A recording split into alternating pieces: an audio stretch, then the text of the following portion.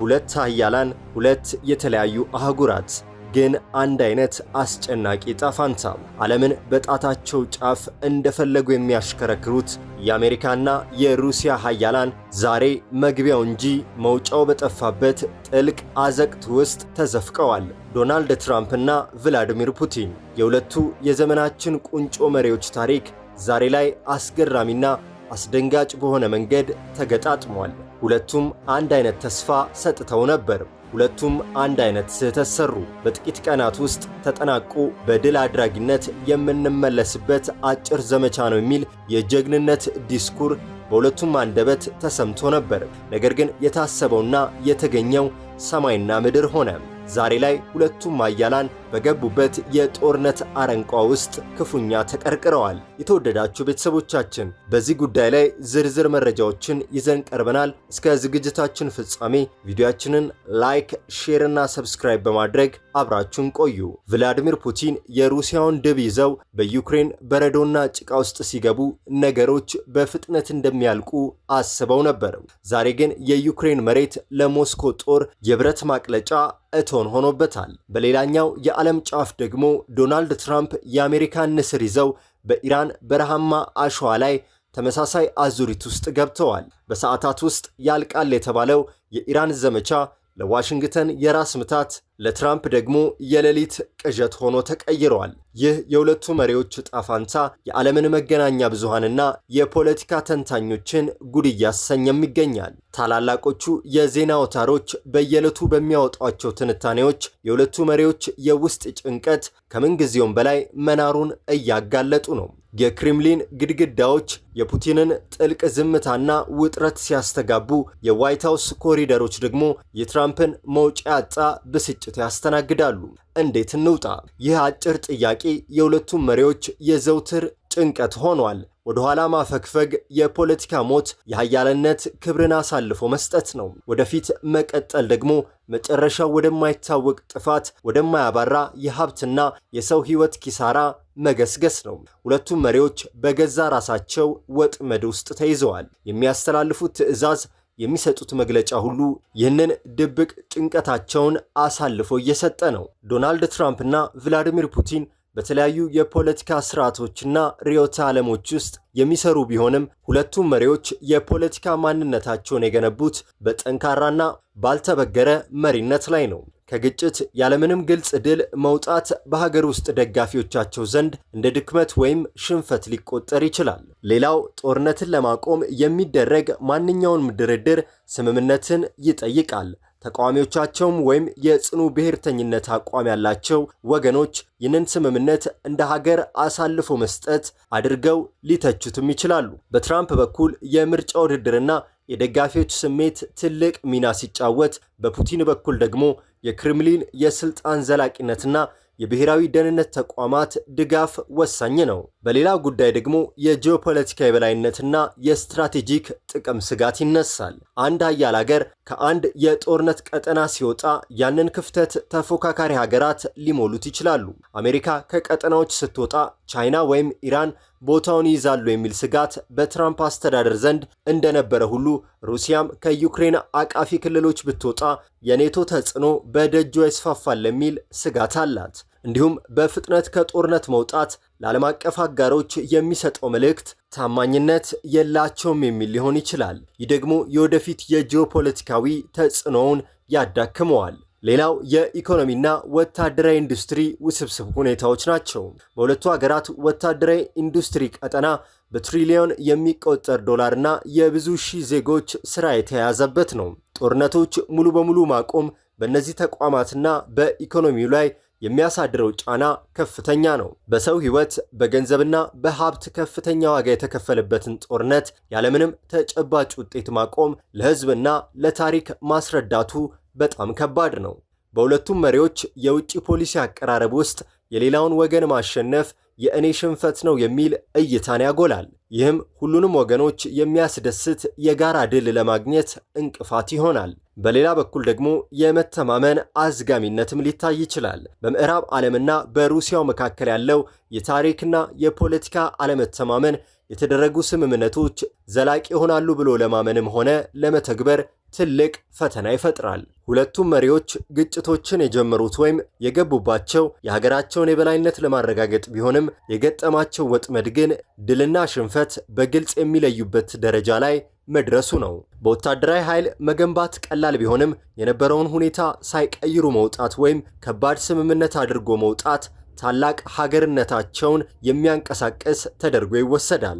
ሌላው ሩሲያ በዩክሬን ጦርነት፣ አሜሪካ ደግሞ በመካከለኛው ምስራቅና አፍጋኒስታን ባሳለፈችበት ሂደት ያወጡት የሰው ሕይወትና በትሪሊዮን የሚቆጠር ዶላር ያላንዳች ተጨባጭ ውጤት እንዲቀየር አልፈለጉም። እስካሁን የከፈልነውን ዋጋ ካሰብን አሁን ማቆም አንችልም የሚለው የስነ ልቦና ወጥመድ ሁለቱንም መሪዎች ረጅም ጊዜ ወደሚፈጅ ግጭት ይስባቸዋል። ፑቲን የሩሲያ ታሪክ ክብርን የመለሰ መሪ ተደርጎ መወሰድ ይፈልጋል። ማንኛውንም ሽንፈት የመሰለ ስምምነት የክሬምሊንን ስልጣን ያወዛውዛል። ትራምፕ ደግሞ አሜሪካ ፈርስትና በድርድር የሚያሸንፍ መሪ ምስሉን ለመጠበቅ ይገደዳል። በሁለቱ ሀገራት ያሉ ጽኑ የፖለቲካ ተቃዋሚዎች ማንኛውንም የሰላም ስምምነት እንደ እጅ መስጠት አድርገው የመቁጠር ዕድላቸው ከፍተኛ ነው። ሌላው በሁለቱ ሀገራት ያሉ የጦር መሳሪያ አምራች ኩባንያዎችና የወታደራዊ የበላይነት አካላት ከግጭት ቀጣይነት ጋር የተያዘ የኢኮኖሚና የፖለቲካ ፍላጎት አላቸው። መሪዎቹ ራሳቸው ጦርነቱን ለማቆም ቢፈልጉ እንኳን የወታደራዊና የደህንነት መዋቅሮች የሚፈጥሩት ጫና ውሳኔያቸውን ያግደዋል። በሁለቱም መሪዎች የውጭ ፖሊሲ እይታ ውስጥ የጋራ ድል የማግኘት እድል ጠባብ ነው። ትራምፕ በየ4 ዓመቱ በምርጫ በኮንግረስ ቁጥጥርና በነፃው ሚዲያ ተጽዕኖ ስር ይሰራል። ፑቲን ደግሞ ማዕከላዊና አውቶክራታዊ የፖለቲካ መዋቅር ስላለው የሀገር ውስጥ ተቃዋሚዎችን የመቆጣጠር ሰፊ ዕድል አለው። የዩክሬን ጦርነት ለሩሲያ የድንበርና የህልውና ጉዳይ ሲሆን፣ አሜሪካ የምትገባባቸው የመካከለኛው ምስራቅ ወይም የኤስያ ግጭቶች ግን የባህር ማዶ ተጽዕኖ ማስፋፊያ ናቸው። የዓለም አቀፍ ስርዓት መናጋቱን ስንመለከት ደግሞ ሁለቱም መሪዎች አሜሪካ ብቻዋን የበላይ የሆነችበት ዓለም አብቅቶ ወደ ብዙ የኃይል ማዕከላት ዓለም በሚሸጋገርበት ወቅት ላይ ይገኛሉ። እንደ ቻይና፣ ህንድና የፋርስ ባህረ ሰላጤ ሀገራት ያሉ አዳዲስ ኃይሎች መውጣት የመሪዎቹን የድርድር አቅምና ውሳኔ ይገድበዋል። ጦርነት ሲጀመር የተቀመጡ ግቦች ግልጽ አለመሆን ወይም በሂደት መቀያየር መውጫውን አስቸጋሪ አድርገዋል።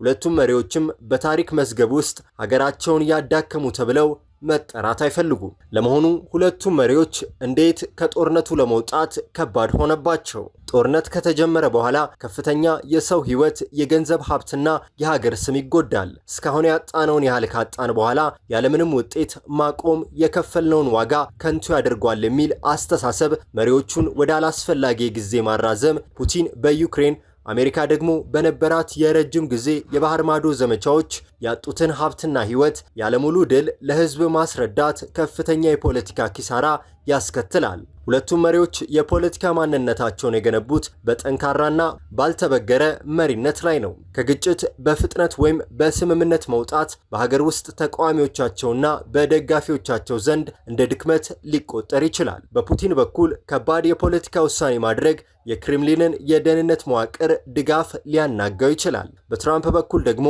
አሜሪካን አሳልፎ ሰጠ የሚል የተቃዋሚዎች ትችት የምርጫ አቅሙን ይፈታተነዋል። ጦርነት አንዴ ከተጀመረ በኋላ በትሪሊየን የሚቆጠር ዶላር የሚንቀሳቀስበት የጦር መሳሪያ አምራቾች፣ የወታደራዊ ተቋማትና የደህንነት ኤጀንሲዎች መዋቅር ይፈጠራል። እነዚህ አካላት ግጭቱ እንዲቆም ፍላጎት ስለሌላቸው በመሪዎቹ ውሳኔ ላይ ተጽዕኖ ያሳድራሉ። ለመሆኑ አሜሪካና ሩሲያ የሚፈልጉትን ማሳካት ካልቻሉ በቀጣይ ምን ሊፈጠር እንደሚችል እንመልከት።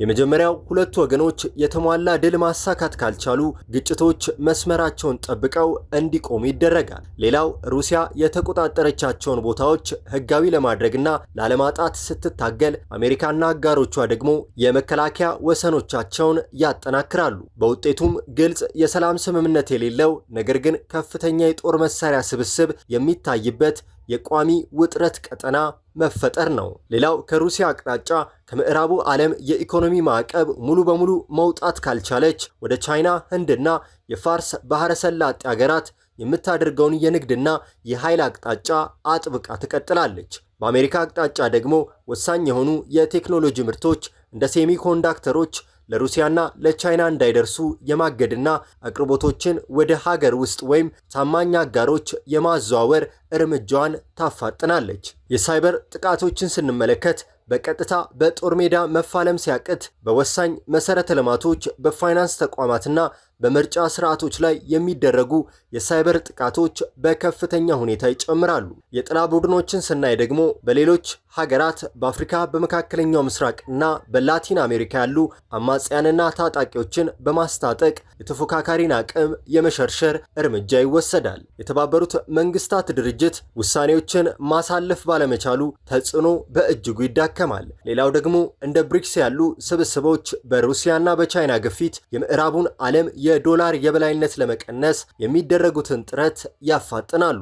በሩሲያ በኩል የተፈለገው ድል ካልመጣ የሀገር ውስጥ ተቃዋሚዎችን የበለጠ ማጨናነቅና ወታደራዊ ኢንዱስትሪውን የኢኮኖሚ ዋና አሞሌ ማድረግ ዋና እርምጃ ይሆናል። በአሜሪካ በኩል ደግሞ በውጭ ፖሊሲ ላይ የሚወጡ ከፍተኛ ወጪዎች በህዝብ ዘንድ ጥያቄ ስለሚያስነሱ ወደ ሀገር ውስጥ ችግሮች የማተኮርና የፖለቲካ ዋጋን የመቀነስ አቅጣጫ ያይላል። የአሜሪካ ስትራቴጂ የአውሮፓና የኤሲያ ፓሲፊክ አጋሮችን በኒውክሌር ከለላ ስር ማጠናከር ይሆናል። የሩሲያ ስትራቴጂ ደግሞ የኒውክሌር ዛቻዎችንና የጦር ልምምዶችን እንደ ዋነኛ የማስፈራሪያ መሳሪያ ትጠቀማለች። እንዲሁም አሜሪካ የባለስቲክስ ሚሳኤል መከላከያ ስርዓቶችን ስታስፋፋ፣ ሩሲያ ደግሞ የታክቲካል ኒውክሌር መሳሪያዎችን ወደ ስትራቴጂካዊ ቦታዎች ልታስጠጋ ትችላለች። ሌላው በተለመደው የወታደራዊ ኃይል ማሸነፍ ካልተቻለ አርቲፊሻል ኢንተለጀንስ የሚመሯቸው የጦር መሳሪያዎች፣ አውቶሜትድ ድሮኖችና የጠፈር ቴክኖሎጂዎች ላይ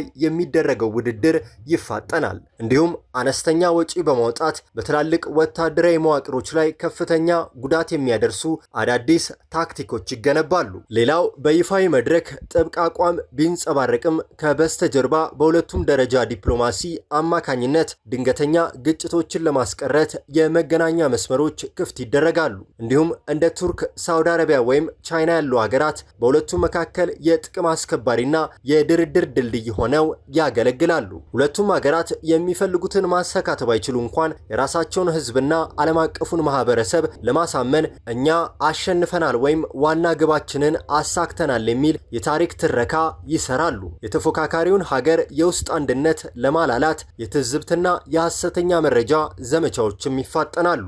የሁለቱ መሪዎች ታሪክ ለወደፊት የዓለም መሪዎች የሚሰጠውን ትምህርት እንመልከት። ወታደራዊ እርምጃ ወይም ጥልቅ ፍጥጫ ለመጀመር ፍላጎትና የፖለቲካ ውሳኔ ብቻ በቂ ሊሆኑ ይችላል። ማቆም ግን የፖለቲካ የሳይኮሎጂና የጂኦፖለቲካ ዋጋ የመክፈል ድፍረትን ይጠይቃል። ማንኛውም ግጭት ከመጀመር ወይም ከመፋለም በፊት ግልጽና ሊሳካ የሚችል የመውጫ ስትራቴጂ ቀድሞ ማዘጋጀት ወሳኝ እንደሆነ ትምህርት ይሰጠናል። እስካሁን ከፍተኛ ዋጋ የሰው ሕይወትና ሀብት ስላወጣን ማቆም አንችልም የሚል አስተሳሰብ መሪዎችን ወደ ባሰ ጥፋትና ውድቀት ይስባቸዋል። ስትራቴጂካዊ ስህተትን አምኖ መቀበልና በጊዜው መንገድን ማስተካከል ከስሜታዊ ግትርነት ይልቅ የላቀ ሀገራዊና ታሪካዊ ብስለት እንደሆነ መገንዘብ ያስፈልጋል። የራስን የፖለቲካ ምስል በቀጣይነት አሸናፊና ጠንካራ አድርጎ ለማሳየት የሚደረግ ጥረት ሀገርን ወደማይወጡበት መዋቅራዊ ችግር ውስጥ ይከተዋል። እውነተኛ መሪነት የሚለካው በፖለቲካ ትዕይንት ወይም ባልተበገረ አቋም ሳይሆን የሀገርን ዘላቂ ጥቅም፣ ህዝባዊ ደህንነትና የኢኮኖሚ ዘላቂነትን በማስቀደም ነው። መሪዎች በዙሪያቸው ባሉ አሞጋሾች ወይም ጠባብ አማካሪዎች ውስጥ ሲታጠሩ በሜዳው ያለው እውነተኛ ሁኔታ ሳይረዱ የተሳሳተ ውሳኔ ይወስዳሉ። ሐቅን መሰረት ያደረጉ ገለልተኛና ተጻራሪ ሐሳቦችን የሚያስተናግዱ የመረጃ አወሳሰድ መዋቅሮችን መገንባት ለስትራቴጂካዊ ውሳኔዎች ስኬት ወሳኝ ነው። የኔ ማትረፍ የሌላው ሽንፈት ነው የሚለው አቀራረብ ዘላቂ ሰላምና መረጋጋት አያመጣም። በ21ኛው ክፍለ ዘመን በትርፍና በኪሳራ ስሌት ላይ ብቻ የተመሰረተ ዲፕሎማሲ ሳይሆን የጋራ ጥቅምንና ዘላቂ መተማመንን የሚፈጥሩ ስምምነቶችን መገንባት ያሸንፋል። የውጭ ፖሊሲ ውሳኔዎች በሀገር ውስጥ ኢኮኖሚ፣ በማህበራዊ አንድነትና በህዝብ አስተያየት ላይ ቀጥተኛ ተጽዕኖ አላቸው። የውጭ ሀገር ወታደራዊ ወይም ዲፕሎማሲያዊ ዘመቻዎችን ከሀገር ውስጥ አቅምና ከህዝብ ፈቃደኝነት ጋር አጣጥሞ መምራት የረጅም ጊዜ ህልውና መሰረት ነው። እንደ የተባበሩት መንግስታት ድርጅት ያሉ ዓለም አቀፍ ተቋማት በትላልቅ ሀገራት ፍላጎት ምክንያት ስራቸውን በብቃት መስራት በማይችሉበት ደረጃ ላይ ደርሰዋል። በሁለትዮሽና በክልላዊ ስብስብ ላይ የተመሰረተ ተመጣጣኝና ተለዋዋጭ ዲፕሎማሲ መጠቀምም አስፈላጊ ነው። በአጠቃላይ የዶናልድ ትራምፕና የቭላዲሚር ፑቲን ታሪክ ለወደፊት መሪዎች የሚያስተላልፈው ትልቁ መልእክት ኃይልና የበላይነት ብቻውን ዘላቂ ውጤት እንደማያመጡ ነው። እውነተኛ የዓለም መሪነት የሚለካው ግጭቶችን በመጀመር ወይም በኃይል የበላይነትን በመጫን ሳይሆን ግጭቶች እንዳይፈጠሩ በመከላከል ለድርድር በሩን ክፍት በማድረግና ለሀገር እንዲሁም ለዓለም ዘላቂ ሰላምና እድገትን የሚያመጡ ውሳኔዎችን በብስለት በመወጣት ነው። ኃይል ሁሉን አድራጊ እንዳልሆነ፣ የጦር መሳሪያ ብዛት ብቻውን የታሪክ ማዕበልን እንደማይገታ የሁለቱ መሪዎች አሁን ያሉበት ፈተና ሕያው ምስክር ነው። ትራምፕ በኢራን አሸዋማ አውሎ ነፋስ፣ ፑቲን በዩክሬን ቀዝቃዛ አረንቋ ዓለምን ያንቀጠቀጡት ሁለቱ ግዙፍ መሪዎች ዛሬ መውጫው በጠፋበት የጦርነት ጫካ ውስጥ እየዳከሩ ይገኛሉ። ይህ የዘመናችን አስገራሚው የታሪክ ምጸት ነው። ኃያላኑ ሲደክሙ፣ አሸናፊዎቹ ሲወዛገቡ፣ ዓለም ደግሞ ትንፋሿን ውጣ የቀጣዩን ምዕራፍ ፍጻሜ በጉጉት እየተጠባበቀች ነው። የተወደዳችሁ ቤተሰቦቻችን የዛሬው መሰናዷችን ይህንን ይመስል ነበር። ከመላው ዓለም ቻናላችንን የምትከታተሉ ተከታታዮቻችን ሐሳብ አስተያየታችሁን ኮመንት ላይ አስፍሩልን። ቪዲዮአችንን ከወደዳችሁት ላይክ፣ ሼር እና ሰብስክራይብ ማድረጋችሁ እንዳይረሳ። በቀጣይ ቪዲዮ እስከምንገናኝ ቸር ሰንብቱ።